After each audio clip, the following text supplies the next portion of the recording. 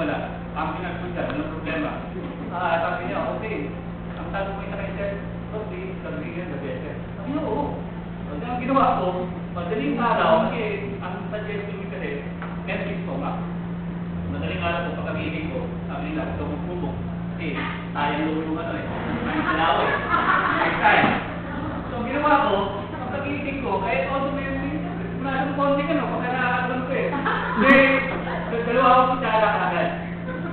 Ito, first time mo Panginoon, ito iba na kasi. Pero, ang ginawa ko, dalawang kutsara, and then isang kutsara, and then isang dito tubig. 3 times a day ko ginawa, dalawang kutsara. Yung water ko, siguro wala pa isang araw, ubus na, may galing mo dito ako. So yung marin ko, wala pa 2 days, ubus na. Pero na-amaze ko ako, after 3 days, wala na po akong chloroquine, pero after 3 days, nakita ko yung bukol ko ng subside. Hindi po siya automatically na wala, pero nag-subside.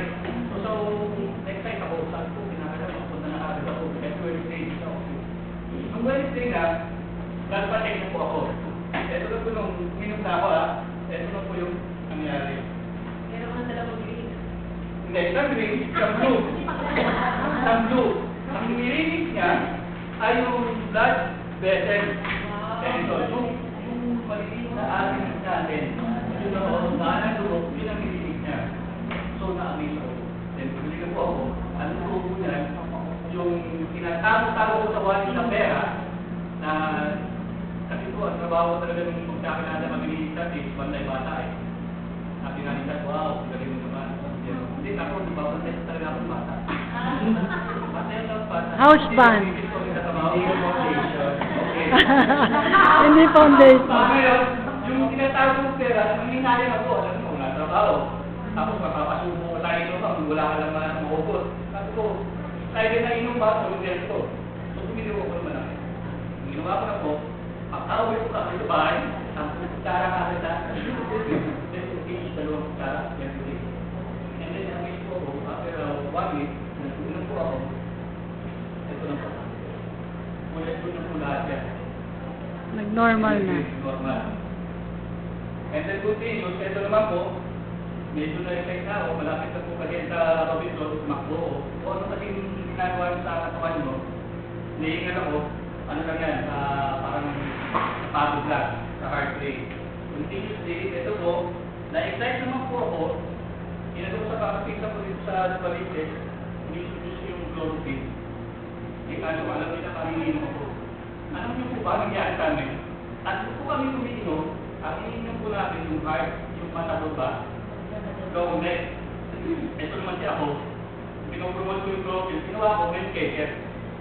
Tatlo po kami uminom, nakatatlo na kaming dogmes, hindi wala akong nalalasing.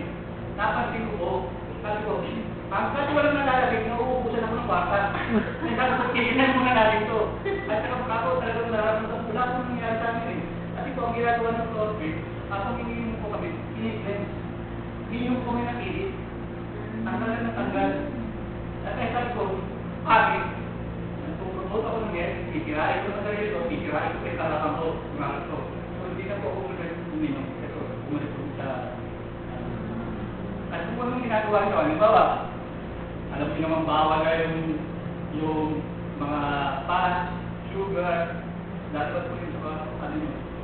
Kaya tinigil ko po, yung pag-inom ng pag-inom, nagpuntingin na po yung ano, pag-develop ng ano, na sistema. At ito po, nangyari din po sa akin.